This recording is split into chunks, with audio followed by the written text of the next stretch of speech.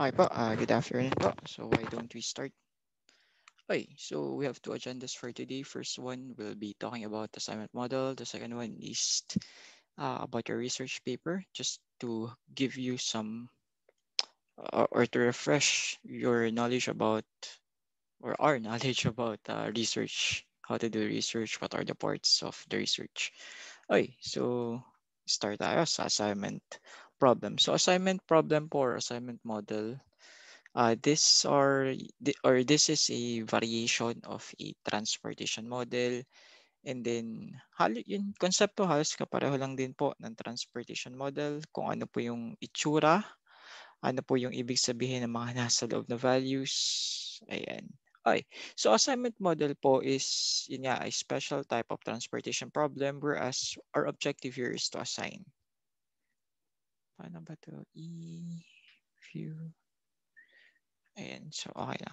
Okay, so our objective here is to assign the number of resources to an equal number of activities so as to maximize or to minimize yung cost natin or maximize our total profit.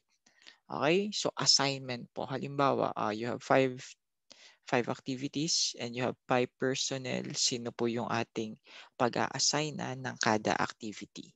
So that's the goal po dito. Okay, yun po yung gagawin natin sa assignment model.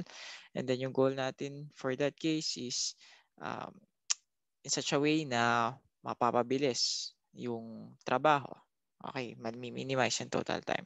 So we have several resources here such as the men, machine that have varying degree of efficiency for performing different activities for such as a job. So, mas maganda kung dadalhin natin siya sa example. So, let's say we have a department of 5 employees. Ito po yung ating mga employees. And then, they have 5 jobs to perform. Ito po yung 5 jobs. So, the number or the time in hours, ito po yung in hours for each man will take to perform each job is given in the effectiveness matrix. So, ito po yung matrix natin. Ito daw po yung oras para matapos ng person na to, yung job na yan. Yung person na to, and then yung job na yan. Okay? So, our goal here is to allocate job, to assign job, such that one employee will have to work on one job. And then, goal is to minimize the total number of man hours required to complete the job. Okay? So, may steps tayong susundin dito. Okay, but before that, ano daw po yung mga characteristics ng assignment model? So once again, it's a variation of transportation problem na may dalawang characteristic. First one, square matrix dapat siya. Ibig sabihin, the same yung number of columns sa number of rows. Double check natin. 1, 2, 3, 4, 5. We have 5 columns. 1, 2, 3, 4, and 5. 5 rows. So this is a square matrix. Okay? Next, the optimal solution will always be such that there would be only one assignment in a given row or a column. Halimbawa, ito. So, siya lamang dapat yung naka-select natin for that person and for that job.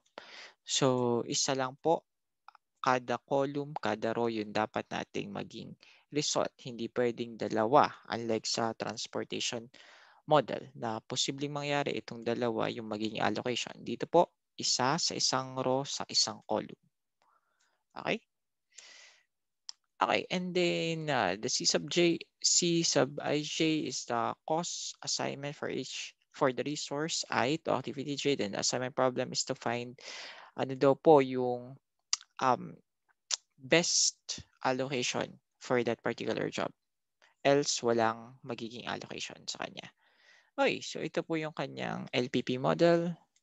Hindi ko na bibigyan ito ng attention. Let's just move dun sa process or sa steps kung paano ba mag-solve ng mga assignment models. Okay, so we're using Hungarian method, and that is developed by Hungarian mathematician D. Koenig. So in here, opportunity cost is found and allocation is done. Okay, and then we have the following steps. First one, you have to develop a table for the cost that you need to minimize. So if the number of row and columns are not equal, then same thing. Kailangan nating mag-create ng dummy row or dummy column. And then the cost of that dummy cells should be 0. Then we have to find an opportunity cost table. So we have to locate the smallest element in each row of the given. So row muna daw po, hanapin daw po natin yung pinakamaliit na value or element dun sa row na yun for a given cost table, and then subtract that from each of the element on that row. And then in the reduced matrix obtained from a previous step, okay, gawin na natin. Okay. So, ito po yung ating problem kanina. Okay. Dali naman itong sundan eh. Okay, and then punta po ako sa Jamboard natin. Saan ko ba isi-search? Saglit lang po. Okay, hold on. Okay. Jamboard. Okay, wala pala ako nagawa dito. Papangalanan ko lang po. Saglit lang po. Ay, sorry.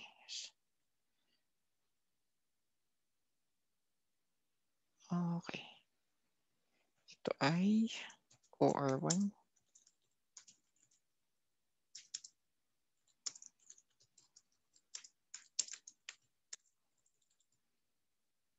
Okay. Okay, so double check ulit natin yung steps na sinusundan natin. So the first one daw po is develop a cost table. So meron na po tayong cost table dito. Okay. Kailangan ko yata i-transfer. Okay. So ito po yung ating cost table. And then, ayan. So we should have, or we should form a square matrix. Square matrix ba siya? 5 by 5. So square matrix, check. Next, step 2, find the opportunity cost table. Locate the smallest element in each row of the given cost table and then subtract that from each element on that row. Okay. So gagawa lang ako ng isang maayos na matrix dito. Okay, so ang gagawin daw po natin, hahanapin daw po natin yung pinakamaliit na element sa kada row. Okay. Sige lang po. Kakopy ko lang siya.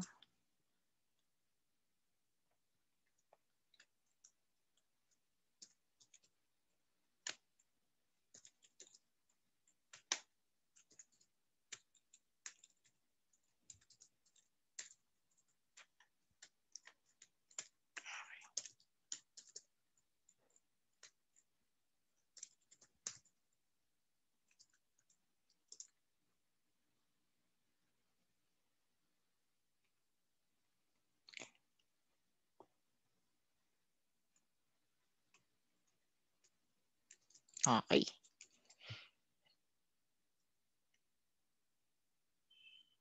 Okay po. So gagawin daw po natin, hanapin daw po natin yung pinakamaliit na value sa kada row. Ito po yung ating, ayan, yung ating row. And then iso-subtract daw po natin yung other values. So for the first row, pinakamaliit na value is 5. So iso-subtract daw po natin sa kada element yung pinakamaliit na value. So for this case, nagawa na siya. So 10 minus 5, we have 5. We have 0. 13 minus 5, we have 8. We have 10. And then we have 11. Nakuha? Okay po. So sana po nakuha natin yan. Next, job 2, pinakamaliit na value is 3. So we have 0, we have 6, we have 15, we have 10, and then we have 3. Nakuha? Next, pinakamaliit na value, 2. So we have 10 minus 2, which is 8. We have 5, we have 0, 0, and then 0. And then dito po, 7 yung pinakamaliit na value sa fourth row. So we have 0, 11 minus 7, 4. We have 2. We have 0, and then we have 5. Next, dito pinakamaliit na value which is 4. So meron dito 3. Dito ay 5. Dito ay 6. Then 0. And then 12 minus 4, that is 8. Nakuha.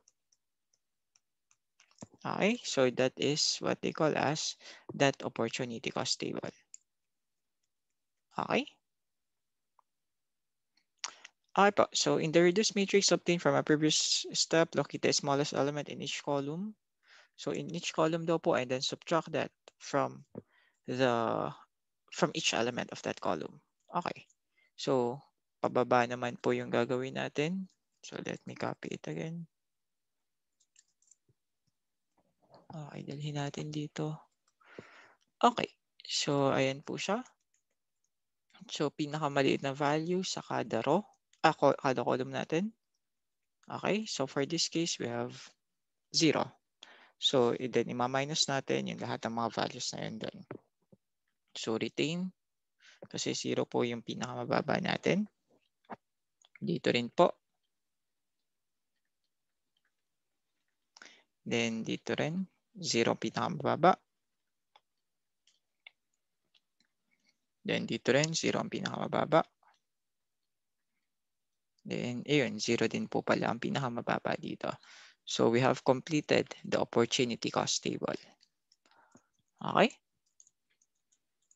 Okay. So ayan po yung result. So as each row or column has the least 1, 0, column-wise subtraction is no longer required. So yun nga po, yung sinabi, yung ginawa natin dito. Kasi nga 0 po yung ating lowest sa kada column. So parang retained na yung value. Okay. Now, we have to make an assignment in opportunity cost matrix. So examine, ayokong sundin to. Gawin ko yung aking step. Okay. So what we have to do next is ganito. I-determine natin yung may pinakamaraming zeros. Okay? And then lalagyan natin siya ng guhit. Guguhitan natin either buong column or buong row. So dito, isa, tatlo, isa. Okay, ulit tayo. Isa, then isa, dito, tatlo ang 0, dalawang 0, isa ang 0. So far, tatlong 0 ang pinakamadami. So tingnan natin yung columns. Dalawa, isa, tatlo, isa. So you have to pick alin po yung ating pinakamataas na number of zeros.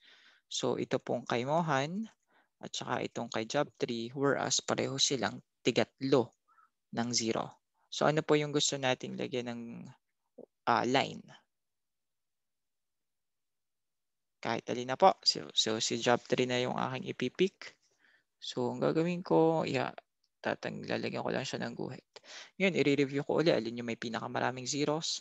So dito isa na lang, then dito dalawa, then dito isa. Then dito dalawa, dito kay Pawan isa, dito kay Prasad wala ng 0, then dito kay Mohan dalawa ang 0, then dito kay Hari wala ng 0. So may pinakamaraming 0 either kay Mohan or kay Sujay na dalawa po yung 0. So select natin si Mohan. Alin man po pwede nating i-select. So isa-select ko si Mohan. Okay, and then hanapin ko ulit may pinakamaraming 0, isang 0, isang 0, isa na lang ang 0. Okay. So kumbaga pag nalagyan na natin ng guhit, hindi na natin i-count yung 0 na yun. Okay? So once again ulit, 0, isa, isa, isa, wala na. Okay, ganito naman tayo. Dalawa, isa, wala na, wala na, wala na. So dalawa may pinamadami kaysa J. Okay, and then bibilang uli ako. So 0, isa, wala na, wala na, wala na. And then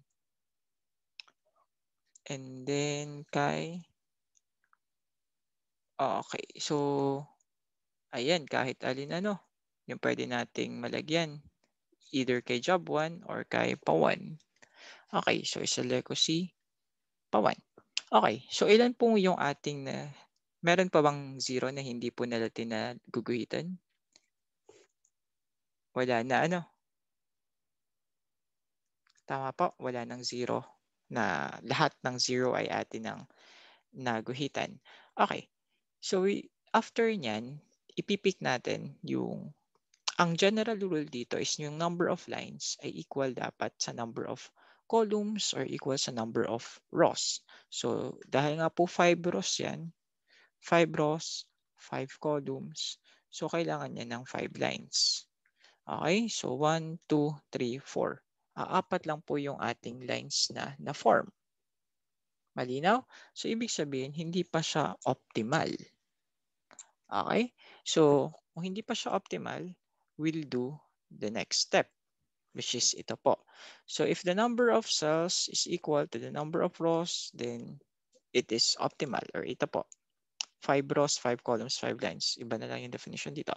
So if the cell was chosen arbitrarily, then there exists alternative solution. If optimal solution is not found, then proceed to step 5. So let's proceed to step 5. Kasi ito po ay 5 lines lang yung kailangan natin, apat yung ating na form. Okay, for each row in which no assignment is made, mark a tick and then examine the marked rows. If any cell occurs, okay, medyo nakakalito to. Gamitin ko na ulit yung acting step. So kung hindi po siya optimal, hahanapin po natin yung may pinakamababang value. Okay. 2. If not optimal, select lowest value of from an unmarked cells, unmarked row, column, or ilagay na natin cell. Okay? So, sa lahat daw po ng hindi po natin naguhitan, alin daw po yung may pinakamababang value? So, we have 8, 15, 2, 6, 5, 8, 3, 13. Ang pinakamababang value po dyan ay 2. So, iselect ko si 2. Okay? After nyan, third step, after nating ma-select yung may pinakamababang value, ay ating i-consider, sana nandito siya. Ayan. So, ito nga po, choose the smallest element. So, nagawa na po natin yung mga unmarked or not covered by line and subtract that value from every different element in the cell not covered by the line. So, ito daw po, yung not covered by the line is subtract daw po natin yung element na yon. Okay? And then add k to every element in each cell covered by 2 lines or those intersection. So pag naman daw po may intersection sila, i-add daw naman po natin yung value na yon na na-select natin. Okay, like for example, yung 8, yung 5, yung 0. Okay, sila po yung ating mga intersection. So ipa-plus 2 po natin sila. And then for those unselected or those covered with lines, ito pong mga 5-0 na isang beses lamang sila na marka ng line or hindi sila intersection, i-retain daw po natin sila. Okay? So, purahin ko to. Okay. And then, kikreate tayo ng bagong cell.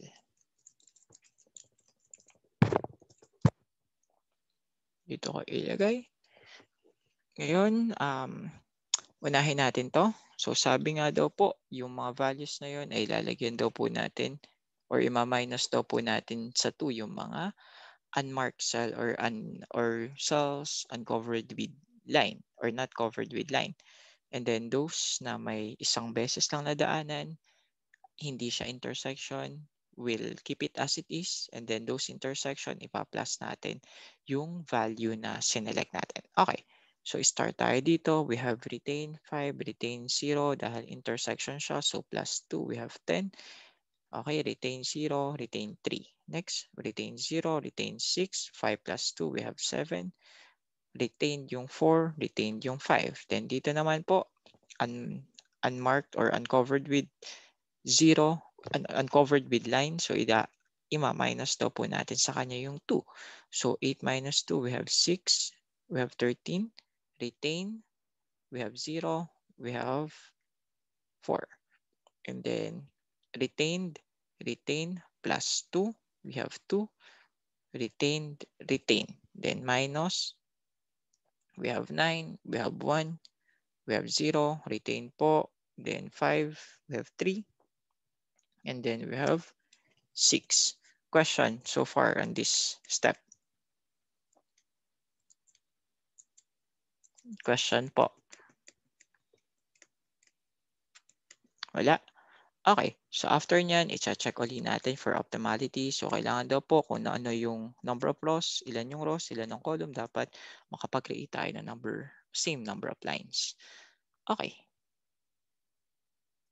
Okay po. So unahin natin alin po yung may pinakamaraming 0. Isa ang 0, isa ang 0, isa ang 0. Dito sa row na to, 1, 2, 3, tatlo, isa.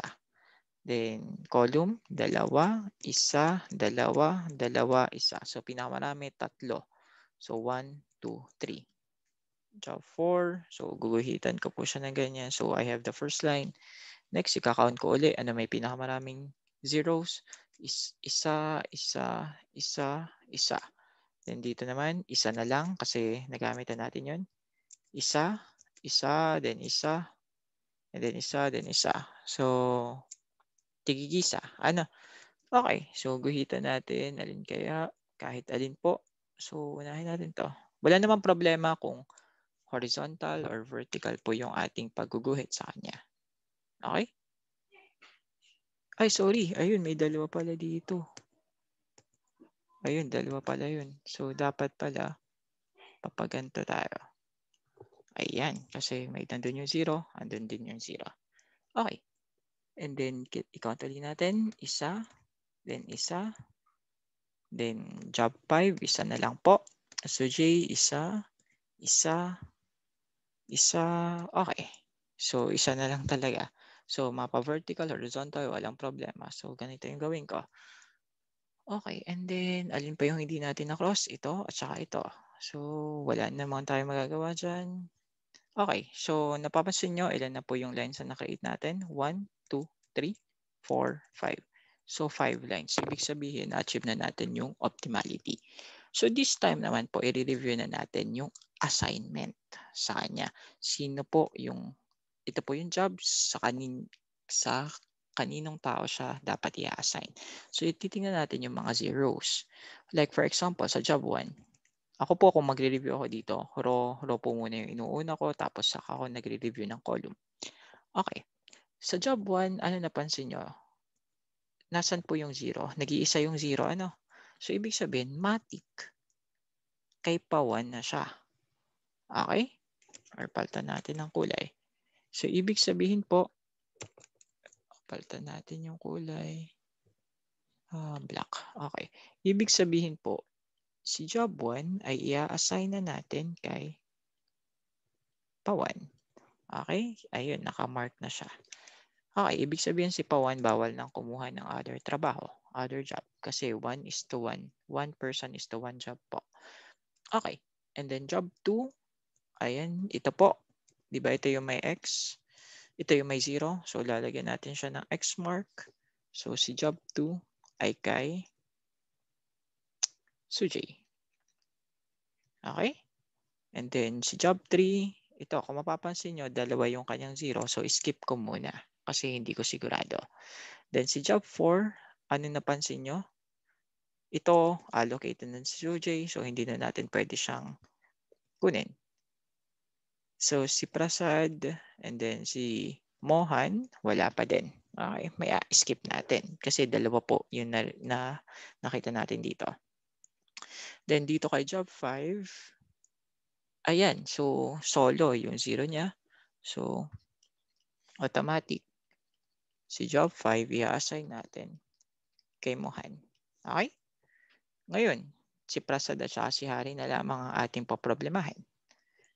So, review ulit natin yung row. So, si job 3, Prasad, Hari, pwedeng ma-assign sa kanya. Ano? Si job 4, kung mapapansin nyo, hindi na pwedeng i-assign kay Mohan. Ibig sabihin, titingnan natin yung 0. Ibig sabihin, si job 4, naka-assign na siya kay Prasad. Ayun. Naka-X mark na siya doon. Kasi ito nga pong si Mohan, siya na automatic yung gagawa ng job 5. And then we have yung remaining. Ayan, so mapapansin nyo yung Hari, wala pa siyang gagawin. So sa kanya na lang i-assign yung job 3. Okay, question. Question po. Ngayon, yung total time or total man hours na ipapag-plus lang po natin or ipag-a-add natin yung mga allocation. So, ilagay natin dito. So, job 1 kay Pawan, so 5 hours. Job 2 kay Sujay, 3 hours. Job 5 kay Mohan, job 5, Mohan, 4 hours. And then job 4 kay Prasad, 9 hours. Then job 3 kay Hari, 2 hours. Pa-double check po if tama. Job 4, Prasad, Hari, and then pag-a-add na po natin. We have 8 plus 6, 14 plus 9. We have a total man hours. So ito po yung ating job assignment.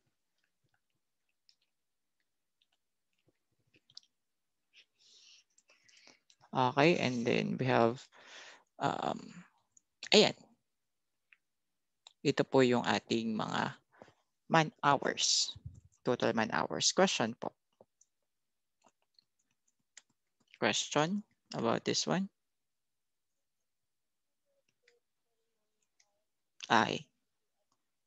Yes po. So pinag-add lang po natin ito 5 plus 3 plus 4 plus 9 plus 2. Tama po ba yung pag-a-add natin?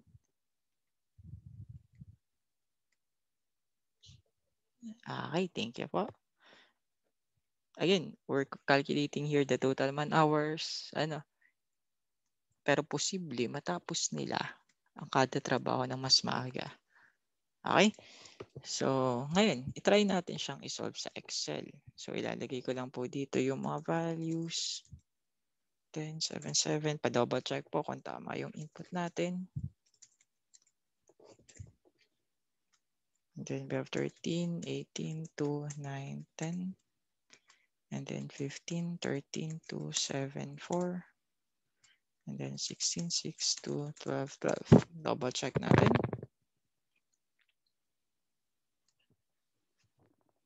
And medyo nakakaduling talaga to. Tama naman po.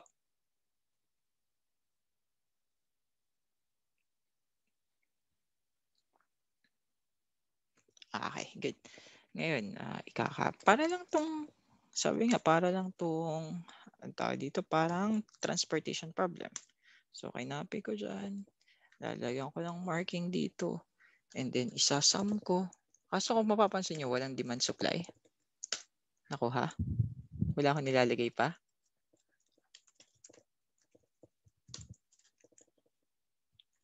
Okay. Ayan. Bakit? Kasi po, bakit ang mouse ko? Okay, ito. So, bakit po walang demand versus supply? Actually, meron. 1 po ang nakalagay. Okay, ibig sabihin po 1. 1 lang yung nakalagay dito sa loob niya. Okay? Okay, so let's try. And then, nakalagay po dito. Dito ko na ilagay. Okay, sige dito. So, min yung hours po natin. So, min hours po equal the sum product nito at nito, ng allocation natin. Okay? And then, data, solver. Okay, and then min, changing variables. Add natin. So, lahat ng ito ay dapat equal kay 1. Okay lang, hindi ko na tinype, hindi ko na sinalagay. Then, add natin. Lahat ng ito ay dapat equal kay 1. Then non-negativity constraint greater than or equal to 0. Then okay. And then linear, then solve. Okay. So yan. May result na tayo, 23 hours. Pero anong ibig sabihin nito? Tanggalin ko yung kulay niya. Okay? Or sige, walang problema. Tingnan niyo po yung lahat ng mga values ng 1. Or lahat ng cells na may value ng 1. So, ibig sabihin nito, si job 1 naka-assign kay Pawan, si job 2 naka-assign kay Sujay, si job 3 naka-assign kay Hari, si job 4 naka-assign kay Prasad, si job 5 naka-assign kay Mohan. Okay? Question.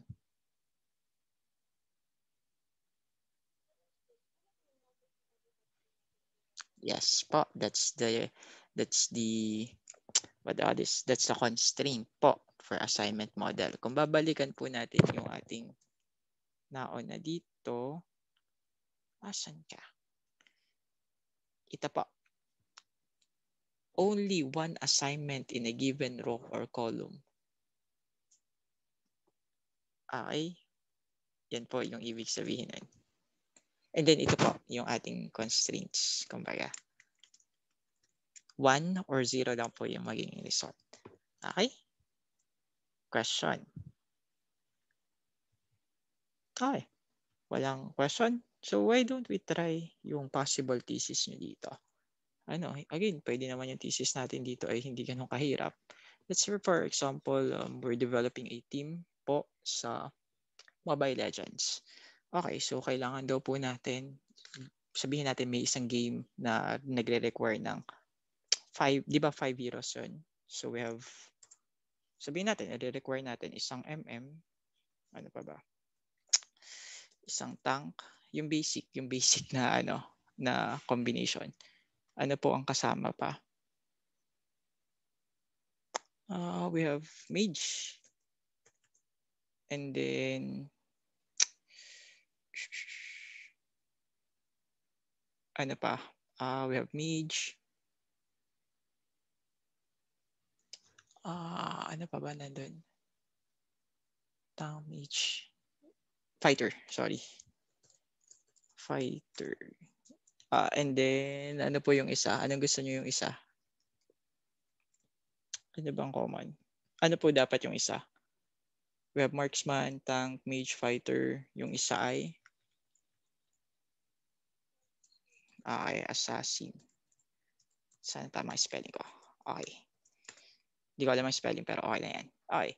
And then let's say for example, sino po dito ang naglalaro ng MOBA?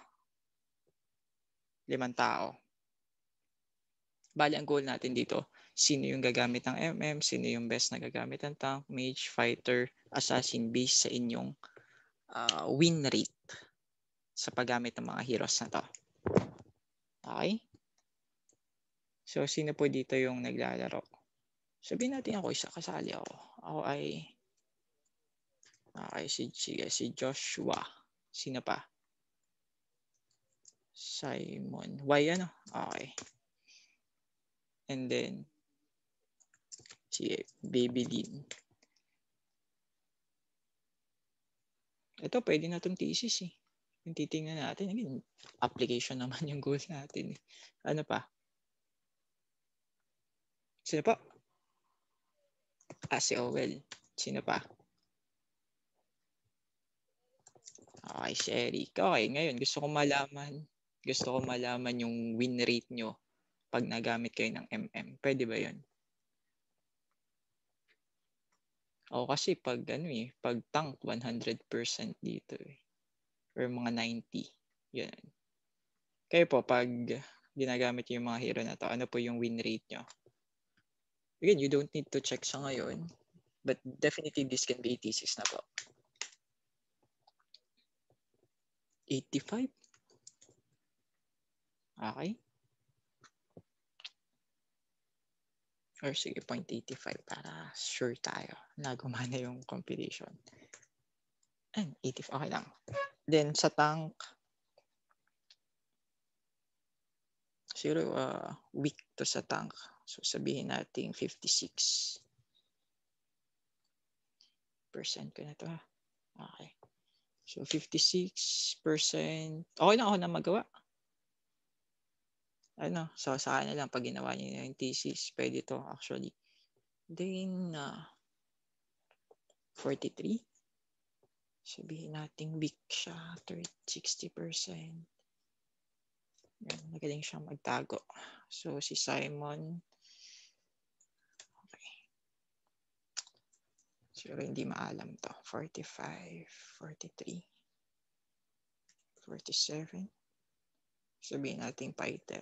And then, nagtatago din. So 75. Okay. Then ito babae, so kalimitan mage. Sabihin natin 72. Then, ayan, gawa-gawaan ko lang yung number ha. Pero baka tama. And then, 23. Okay.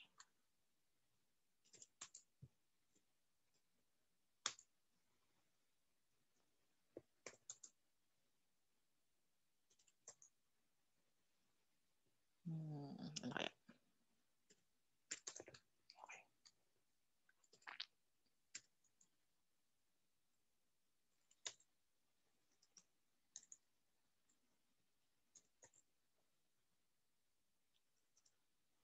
Ayan.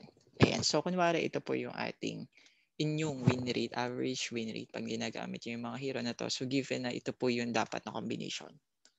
Ano, actually, kung gagawa ko yung thesis, pwede kayong magkaroon ng other combination pa.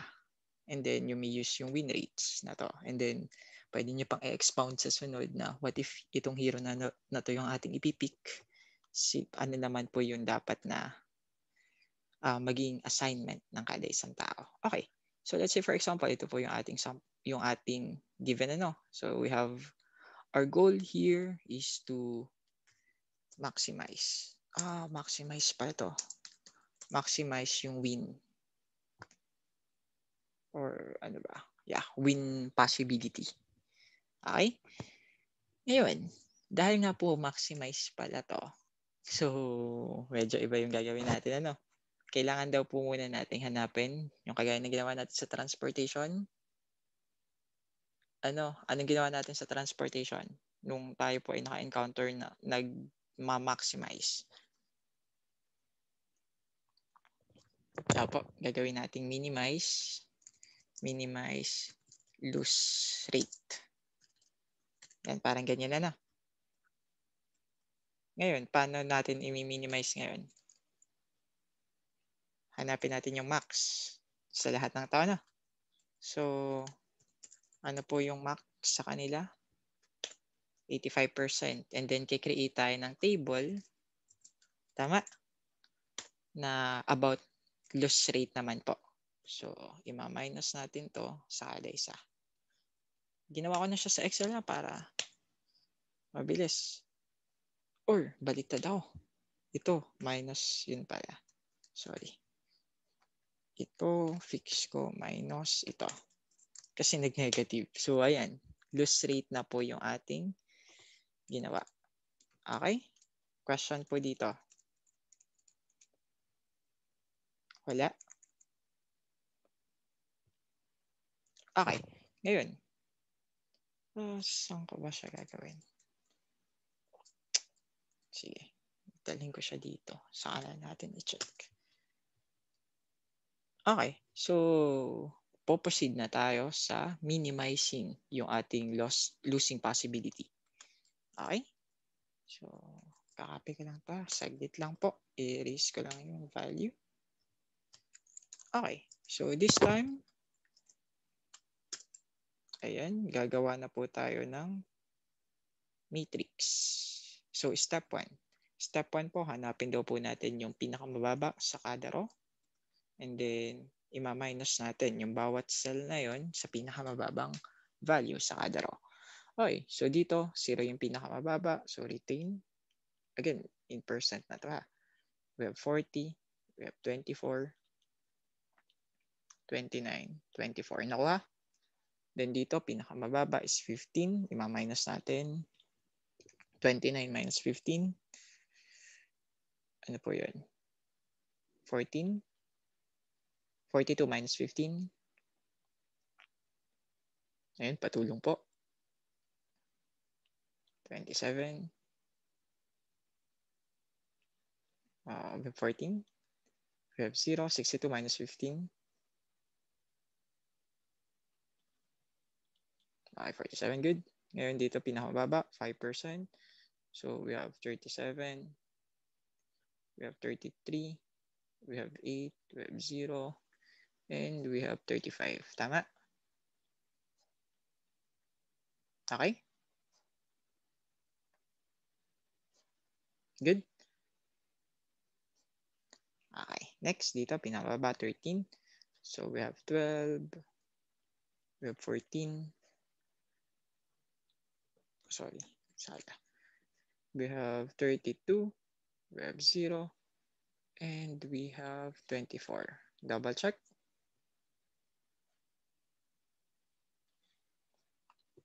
Okay, tama ano. Isin lang natin yun.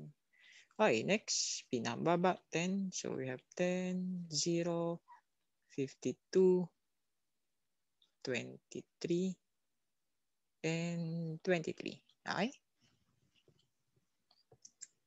After nyan, pababa naman po tayo. Column, pinakamababa, dito ay 0. So, retain natin siya. 0, 14, 37, 12, 10. Dito, 0 ang pinakamababa. Okay. Dito kay Simon, we have 40, 27, 33, 14, 0. Pinakamababa, 8. So, ima-minus natin yung 8 dito. So, we have 16. We have 6. Pa-double check po. 0. We have 24. And we have, ano to? 44. Good? Okay. Next, dito, 0 ang pinakamababa. So, retain natin. 29, 0, 0, 0, 23. Then dito, pinakamababa. 23. So, we have 1. We have 24. We have 12. 1 and 0. Double check. Okay. Then test natin yung optimality. So 5 rows, 5 columns. Then we have, so kailangan natin ng 5 lines. Ano? Okay. So pinakamadaming 0, isa ang 0. Second row, isa ang 0, dalawang 0. Isa ang 0, dalawang 0. Isa ang 0, isa, tatlo. So pangitan-pangitan yung tatlo yung pinakamadami. Okay. Next, review din natin. Isa na lang, wala. Isa na lang, dalawa. Isa, isa, isa, isa. So, dalawa yung pinakamadami. Guhitan natin siya. Next. Okay, isa na lang, isa. Double check ha. Isa na lang to. Okay, and then dito isa. Okay, so may dalawa pa tayong 0. Hindi na naiwan. So, kahit na anong guhit na po, kahit pababa or pa horizontal or vertical. So, ito gawin ko, vertical na lang. Okay. Optimal. Lahat pa ng 0 ating na mark ka na or nalagyan na ng line. Okay. So, optimal na ba to? Hindi pa kasi 4 lines pa lamang. So, mag-create tayo ng bagong table. So, pinakamababa po sa lahat ng mga aligned cells, aligned element. 1. Ano? So, ito 1 din. Okay. Ngayon, lahat ng may line lang na isang beses lang dinaanan ng line, retain. Lahat ng intersection, ipa-plus daw po natin yung element na yon. And then ito po, yung mga unlined or unmarked cells po ay ima-minus natin yung 1 na yan. Okay. So, start ako dito. Kahit saan ka, pwede mo start. Walang problema. So, we have 0, we have 23, we have 11, we have 0, we have 0. Then retain 29, 0, 0, 0. And then we have 24. Nakuha? Kung bakit 24? Okay, kasi intersection. And then we have 16, 6, 0, 24. And then we have 45. Then we have 39, 26, 32, 13, 0. Then 0, 14. Question? Wala? Wala? Nakuha po to? Yung table natin? Yes. Ito. Okay. Ano po dapat? Okay, good. Kasi intersection siya. Okay. Now, guhitan na natin. Okay. So, oro muna tayo. 2, 1, 2, 2, 2. Dito 1, 1, 1, 3, 3. Okay. So, anong gusto nating guhitan? 3 ano? So, ito 3. So, syempre, 3 rin yung kasunod. So, ito ang guguhitan ko. Nakuha? Yun, sir, bakit po mahalaga yun? Kasi yung iba basta na lamang nagguguhit. Ano, dati nung ako'y college, actually basta na ako nagguguhit dyan. Pero mas tama po na gagamitin natin yung may pinakamaraming zeros. Kasi posible na makita natin as optimal, pero in reality hindi pa naman po siya optimal. Okay? So yun po yung problema dito. Ngayon, so ayan. So 3, then 3. Ngayon, review natin ulit. So 1 na lang, 1 na lang. Then dito 1, 1, 1. So 1. So okay na ba pa ganyan? Naka-epekto ba? Hindi. Okay. Okay. Ilan na po? 5 yung ating naguhitan. Okay? And then lahat ng zeros, na-clear na natin. Okay. So with that said, magkakapag-create na tayo ng assignment. So, dito po, kung mapapansin nyo, yung natin, kay Joshua ba or kay Eric natin i-assign, hindi pa natin alam kasi dalawa. Then dito, automatic kay OL, yung tank. So, si tank ay si OL. Then ito, yung mage. Kanina na po yung mage. Di ba? Pwedeng kay Babylin or kay OL. Pero dahil nga po si OL ay naka-assign na kay tank, so si Babylin na po yung ating mage. Nakuha?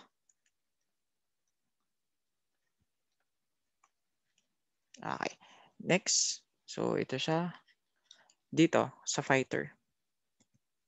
Si Owel pwede ring maging fighter. Pero it seems like si Eric yung ating fighter. Kasi na-solo na niya. Tama? Agree po? Ito kasi hindi na pwedeng i-assign. Lalo na itong 12, 13, 14, 24. So, si Eric na po yung ating fighter. Okay? And then yung ating assassin, sino na po ang assassin natin? Ito, si Simon yung ating assassin. Okay, and then lastly, so lumalabas na ang ating ay si Joshua. Okay? And with that said, ano po yung ating probability? Tama ba? Yung ating chance, actually yung ating chance na manalo. Mali yung term. Okay, pero tingnan nyo kung bakit. Okay, so kung titingnan natin yung siguro mali to. Hindi siya win rate kasi mag-exceed siya ng 100%. Tingnan niyo po. Sum product.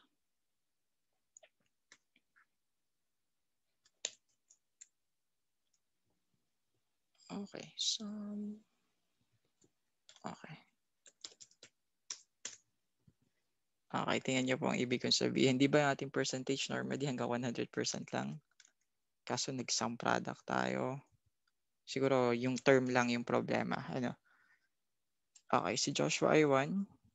Sorry, that's a number.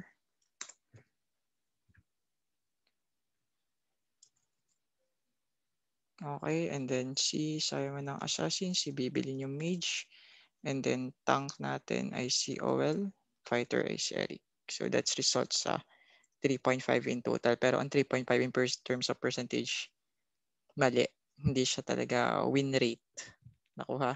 Siguro yung term lang. yung mali. Pero yung process natin naman is tama. Okay.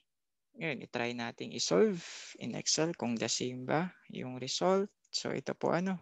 So, lagyan natin ng markings. And then,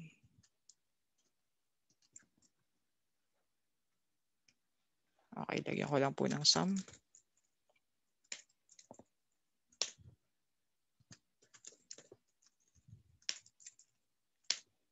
Okay, then ito po yung ating max. Sorry, data, solver. We have to max. Sorry, reset all ko lang. Max. And then subject, constraint natin, lahat ng ito i-equal sa 1.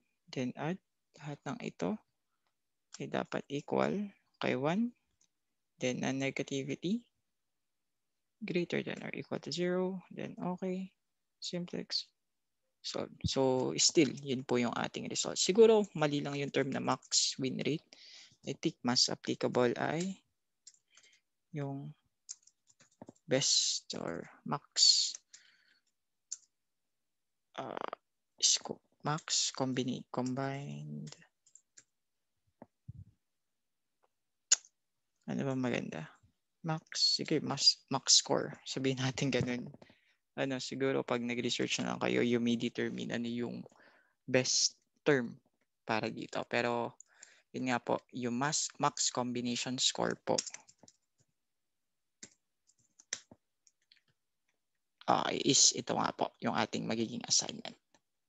Again, yung win rate, hindi siya talaga win rate eh. Even if nakalagay yung win rate. Siguro max combination score. Madali lang naman yan. May ilagay nyo yun sa definition of terms. As work along your thesis. Okay? Question po? Question? Wala po.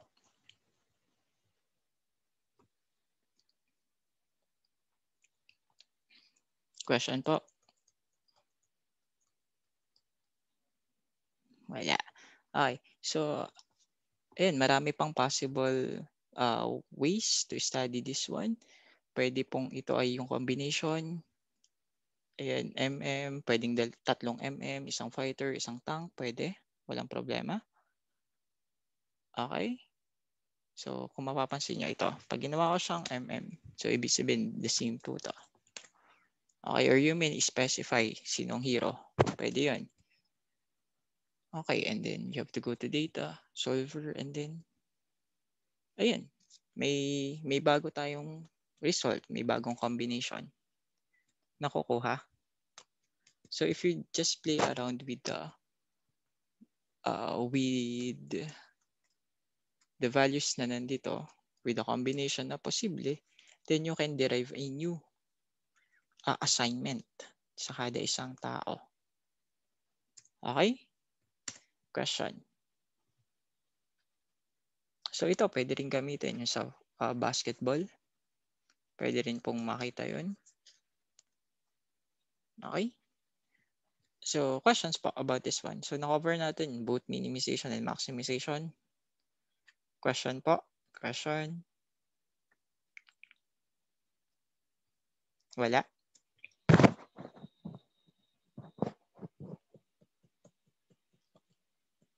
Or isa pang sample?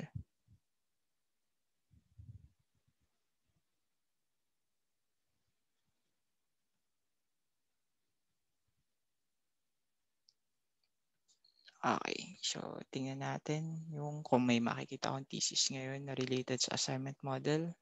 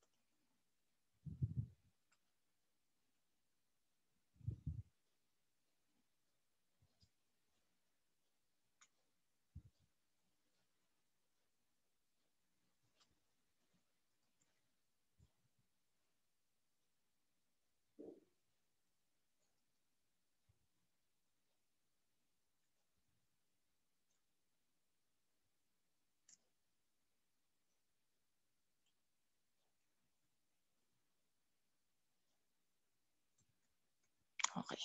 Ayun, may nakita na ako. Share ko yung screen. Okay. So, ayan, may old thesis dito regarding transportation or regarding assignment model. Kaso this one po kung mapapansin nyo, ayan, meron na siyang assignment, or meron na siyang matrix. Pero kung mapapansin nyo, may mga infinities. Ibig sabihin ng infinities ay imposibleng or hindi dapat ma-allocate si 1 kay 1, ma-allocate si 1 kay 2, ma-allocate si 3 kay 3, ma-allocate si 4 kay 4. Yun po yung ibig sabihin ng infinities doon. Or that is a big value na kahit na i-minus mo yung pinakamaliit ay hindi makaka-influence dun sa magiging result. Okay?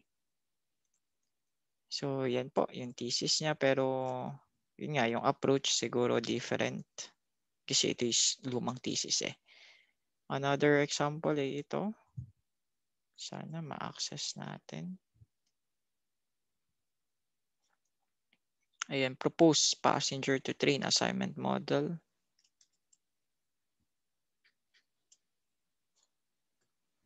Tingnan natin.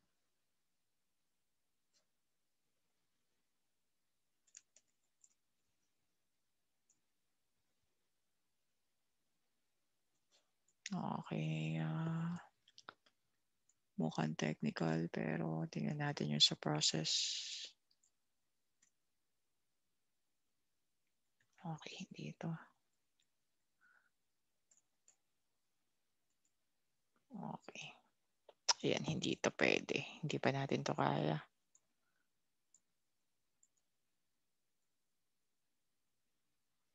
Okay. Ayan. Ito pinag-iwalay nila. Okay. Ayan, hindi pa to natin kaya. Pero definitely marami pong problems dito. Kung isa-search na lang po yung sa assignment model, napakarami pong ditong possible topics na pwede nating kunan ng idea. Okay? And actually, yun nga, best na yung mga simpleng bagay. Like for example, pag-assign ng sino yung mga players. Ayan, sino yung mga players for any game. Okay? So, question for assignment model before we proceed dun sa second agenda.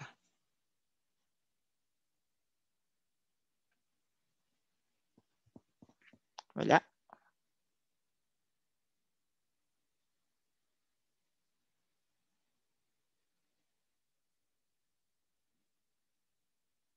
Wala po. Hindi na po ako magpa-provide ng another sample ha. Or another problem to solve. Kasi madali lang naman to talagang i-follow. Okay. So, next natin is, for second agenda is your thesis. Actually, I was looking for yung file ko nung research yung aking presentation but hindi ko makita. So, I just downloaded one from this one is slide. What do you call it? Which I think is also a good presentation from SlideShare. So, we'll just proceed dun sa mga parts ng thesis. So, but before yun, tingnan natin to. Okay. Okay, so meron nga po tayong 5 parts ng thesis. We have chapter 1, chapter 2, chapter 3, 4, and 5. So chapter 1 natin is you're just stating yung problem. You're just describing yung problem and then tingnan natin dito ha sa table of contents. Okay. So yan, introduction. So more of concerning siya sa problem nyo. Background of the problem or background of that opportunity or background of that situation or what you are trying to do. Okay? Just provide us an introduction, a background. Second one is statement of the problem. What are you trying to look or what are you seeking? Like for example, you want to maximize profit by deriving the best combination of resources to sources. Ayan. Or to customer. And then itong objective sa atin, hindi na natin to nilalagay sa thesis ng UB. Yun na rin po kasi yung statement of the problem. Either of the two, wala namang problema. Aayusin naman din yan sa inyong undergrad. And then hypothesis, dahil nga po tayo ay hindi naman tayo descriptive, so wala tayong hypothesis. Okay, scope and limitation. Ayan, ano po yung coverage, ano po yung hanggang saan lang yung inyong thesis. Tungkol lang saan hanggang ano po yung applicability nun. And then synthesis, wala po tayo nito. And then other organization. Tayo ay merong theoretical framework, theoretical and conceptual framework, pero for the meantime, hindi na natin siya isasama. Then, kulang lang dito is definition of terms. Okay? So, again, ayusin ko lang to. Hindi ko kasi nakita yung file ko eh. Okay.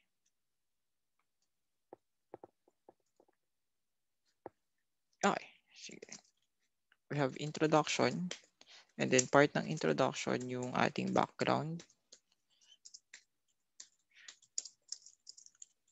Background of your study. Ilagay na lang natin yung objectives para hindi siya in question form. Dito po sa objective po, ayun lang, aim. What's your goal? Okay, objective function, kumbaga. And then third one, dahil nga po wala na tayong hypothesis, so punta na tayo sa scope. Hindi muna natin ilalagay yung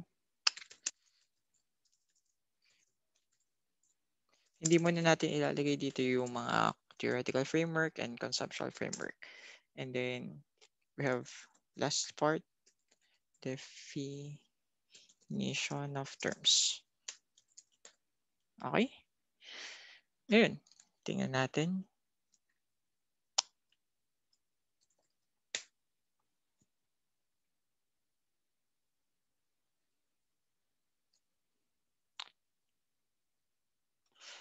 Okay, so ito po yung ating, sabihin natin, chapter 1. Okay, so we have introduction, background of the study, objectives, scope, and definition of terms. Okay, to support that, so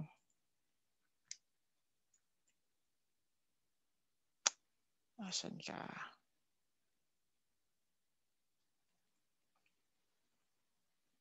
Where's the introduction? Okay, hindi ko makita yung introduction. Sige. Okay lang. So for the background of the study, ito po ay parang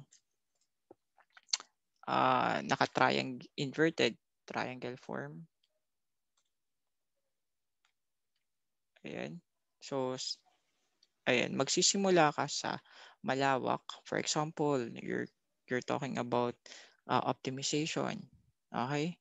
And then hanggang sa makapunta ka sa detail of your study, or ano ba yung pinaka-subject nyo?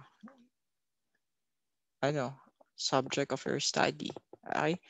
Let's say, for example, you're talking about optimization, and then next one, pupunta ka na sa Philippine settings, and then hanggang sa makaabot ka dun sa inyong study, subject of the study.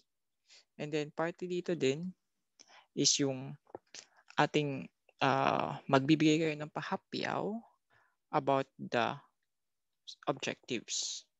Okay, for example, to minimize the efforts of each student, blah, blah, blah. Okay? So, yun po. Siguro ito, one paragraph. Then, another paragraph for concerning a smaller or less granular na setup. And then, pupunta kayo sa more fine, Philippines, and then to your subject. So, kumbaga, one paragraph for more granular, and then one for pills, and then your subject, pwede nating ilagay, and then finally, one paragraph for your connecting statement with your objective. Okay? So, ang example natin dito, asan yung sample? Okay, thesis guide. So sana naman po nakita niyo na 'to ano? Oh, ikaw, bakit ito? Okay, previous. Ayun. Okay. Sana po napansin niyo na po yung ating ito and hoping na nag-open po yung file. So tingnan natin. So yung way po ng pagko-construct niya ng introduction, ayun, nag-start siya sa masyadong malawak na statement and then dinadala niya paunti-unti sa mga manufacturing, ayan, sa business, sa buong corporate world. Tapos dinala niya sa manufacturing. So parang na paliit natin yung coverage. And then, ayan, nagdagdag lang siya ng ibang statement hanggang sa mai-add niya yung setup or yung pinaka-subject nila, which is, for this case, process efficiency. Okay? Naisingit na nila yung process efficiency. And then, saka sila pupunta sa connecting statement with the objective. Okay? So, ayan po yung itsura niya. Actually, ito kahit pagdugtungin na natin yung introduction and then background of the study, saka nyo na lang siya i-correct pag nasa undergrad thesis na lang kayo. Actually, hindi ko na talaga alam kung anong itsura ng format ng sa UB. Ayan. Ayan, kung mapansin nyo, background of the study, just stating the Philippine setup, poultry system, and then saka siya pumunta sa San Jose, and then saka siya pumunta dun sa subject of their study. Okay?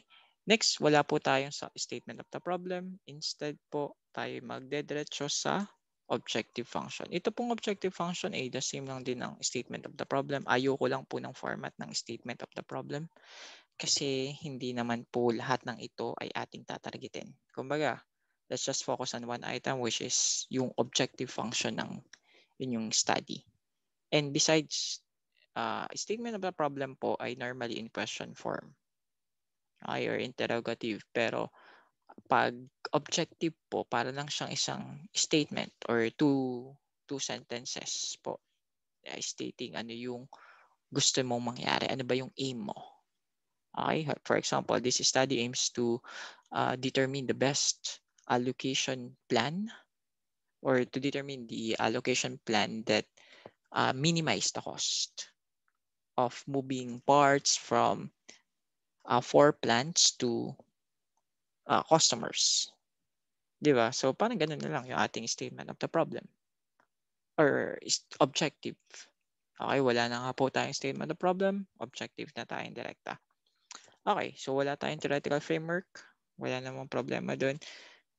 Question po about this too, background of the study. So, once again, background study, just introducing from high level down to a finer level.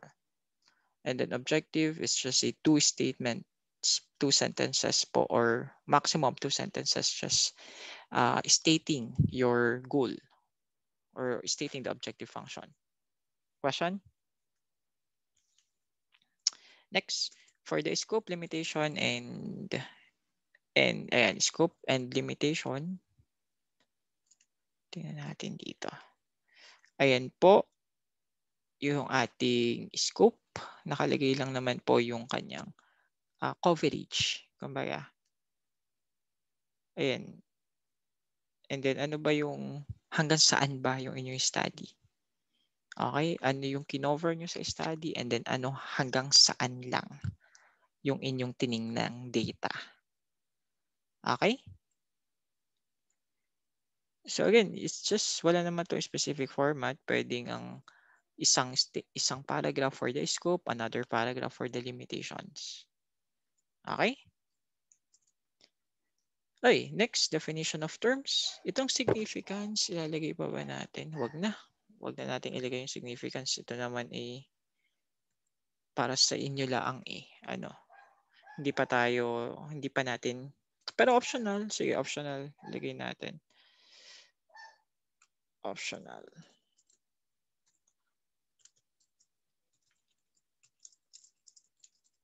Again, optional naman siya, ano, yung significance of the study. Okay, sino po yung naapektuhan yung mga tao? Sino yung mga stakeholders nyo? As you pursue yung ating objective. Okay, then definition of terms. Ito mahalaga lang yung format. So, ganyan po dapat yung format niya.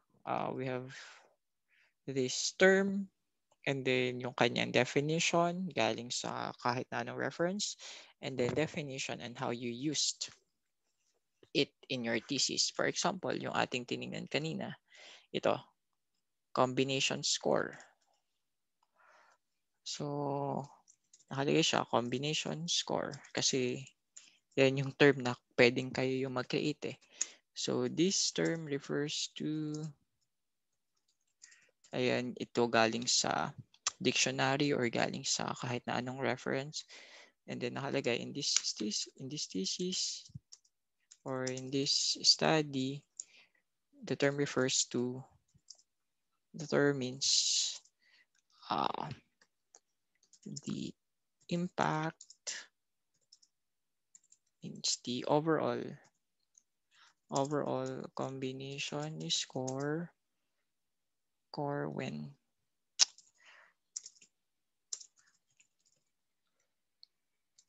for the specific set of combinations, blah blah blah. Okay, so ayan, how did you use that term sa inyong study? Okay, pwede po ito, magawa-gawaan kayo ng term, walang problema. Kasi, kaya nga po may definition of term eh, kasi ito po yung parang magiging bridge ng mga terms na ginagamit nyo sa inyong thesis sa mga babasa ng thesis nyo. Okay? Okay po. So, ang mahalaga dito yung format. And then, dapat po naka-alphabetized. Sana tama ka ng pagsabi doon. So, naka-alphabetical po yung ating definition of terms. Okay, so ganyan niya lang po yung format nito. Okay, next. So that's chapter 1. Siyempre, pag po undergrad thesis, mas madami pang i-add kayo dito. Pero sa ngayon, ito lang muna yung ating gawin. Kasi hindi naman to thesis na ipapublish natin eh. Okay, next. For our chapter 2, we're talking about review of literature and studies.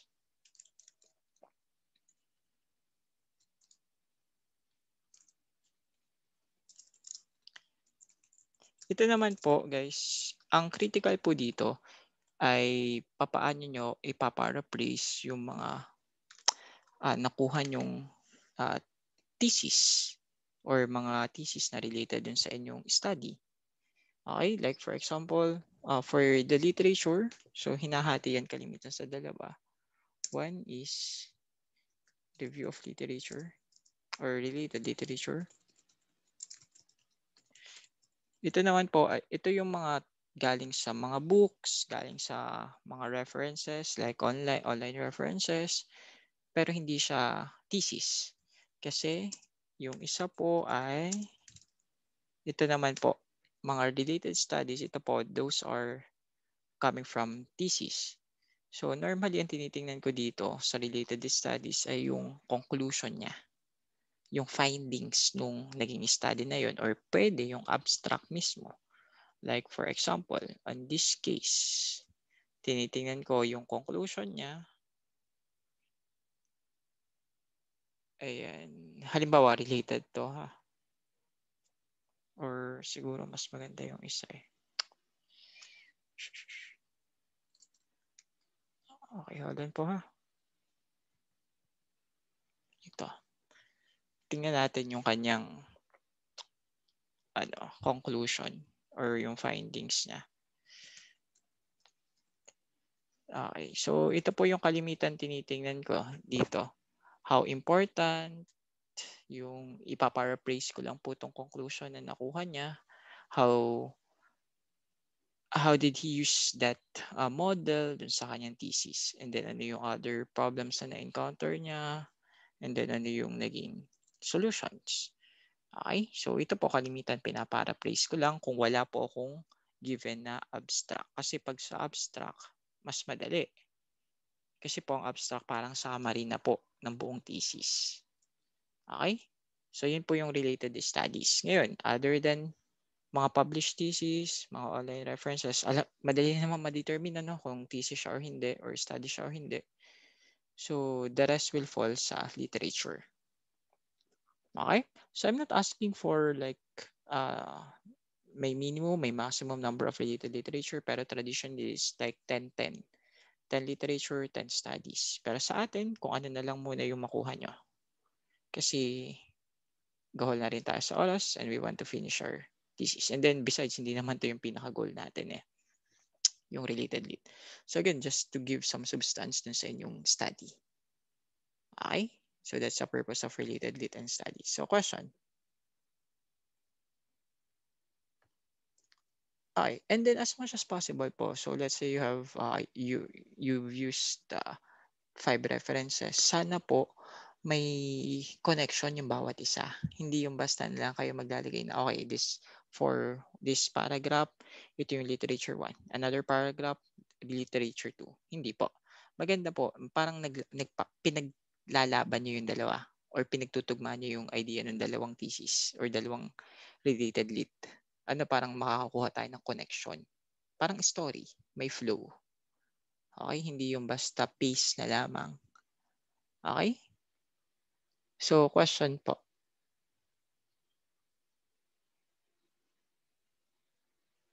Wala. Okay. Now, for our chapter 3, we'll be using a different format dito. Yung traditional na format po ay ibang-iba. Kasi may mga statistical analysis tayong i-require, may research design, ayan. Ito po yung normal. Pag nag-undergrad kayo, ito po yung magiging itsura niya. Mga research instrument, paano nyo kinuha yung data. Ayun, sa atin, gawin na lang nating simple. Okay? Kagayanin natin yung ginawa dito sa thesis niya, in chapter 3. So, para dito kasi, sa chapter 3 niya, parang discussion. Tingnan nyo. Tingnan nyo yung chapter 3. Parang lecture lang. Ayan, chapter 3, it's methodology. It will just talk about the model na ginamit niya. For example, linear programming. So, you'll just discuss ano yung linear programming. Dito, ano yung transportation model, ano ang assignment model. Ayan. Para, kumbaga, kung sa babasa ng thesis, may idea na sila kung ano ba yung pinagagawa nyo. Kasi hindi naman lahat ng babasa ng work nyo ay IE, So, ayan, diniscuss na lang yung methodologies nung model na ginamit niya. So ito po yung main difference ng ating thesis versus sa mga undergrad. Question po.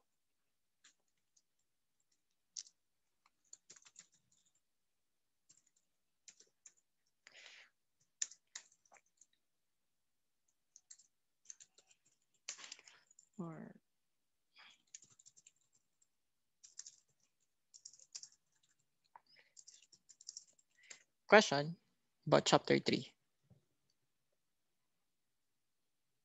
Wala po. Okay. So chapter 4. Chapter 4, you have to design your own format sa chapter 4.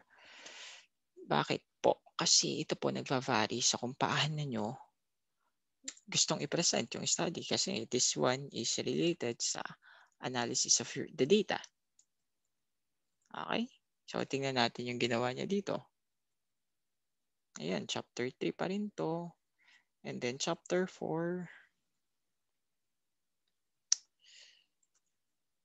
Ayan, chapter 4, data collection and analysis. Okay, so you just need to present data collected. And then yung analysis of data. Okay, yung computation na ginawa nyo. Tingnan nyo yung ginawa niya. So, in-introduce lang niya. And then, yung data collected, saan galing. And then, yun na. Nag-proceed na siya sa kanyang computation. Okay? Questions? Ganyan lang kasimple. Okay? So for your side, pwede yung manual computation. Ilagay nyo muna sa Excel, and then yung step by step. And then halimbawa, may mga graph kayong gagawin, then pwede nating ilagay. Di ba? Next, chapter 5. So chapter 5 naman po, susundin na lang din natin to. Results. Sorry, hindi to.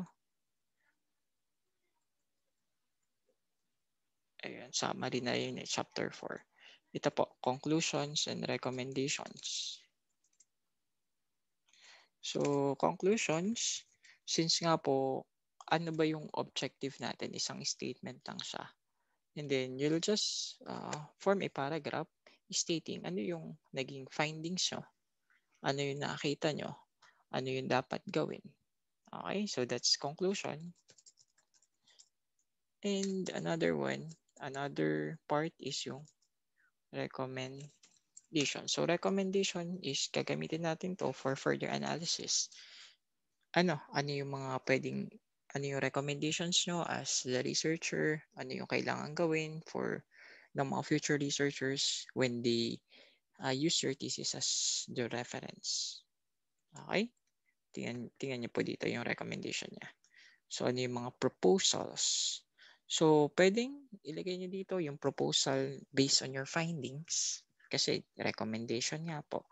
Or yung sinabi ko kanina na ano yung other inputs na pwedeng gawin ng mga future researchers pag ginamit nila yung inyong thesis as their basis.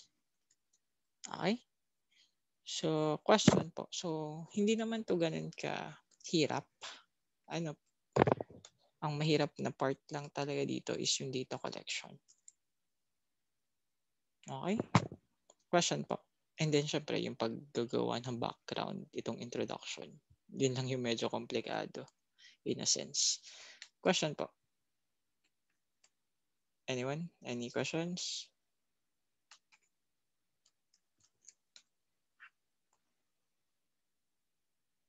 Any question po? So, ito po yung ating parts ng thesis. So, let me just upload it sa net. Okay, next. Edit.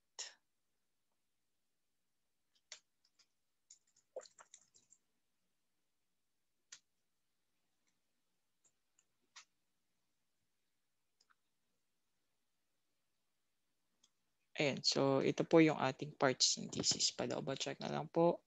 Chapter 1, Chapter 2, Chapter 3, and Chapter 4, and Chapter 5. Ay, questions po. Questions? Anyone? Questions po? Yes. Choice nyo. Apo, kayo po ang bahala dyan. Kung komportable na po kayong i-present, then go ahead. Okay? Okay po. Walang problema din. So, pwede this week kung matatapos nyo na. Walang problema dun. Again, hindi natin pahihirapan yung sarili natin. Okay? Kung ano yung, basta magamit natin yung mga natutunan nyo so far. Okay, biruin mo nga itong problem natin kanina. Ang simple-simple. Di ba? Pero at least na-utilize natin ano yung assignment model. And then, ido-document lang natin in a form of a thesis. Okay? Questions po? Ma'am, nasagot? So, again, it's up to you po. Okay?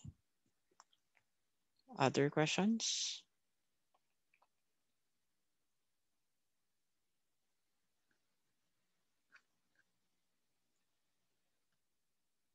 Okay, other questions po?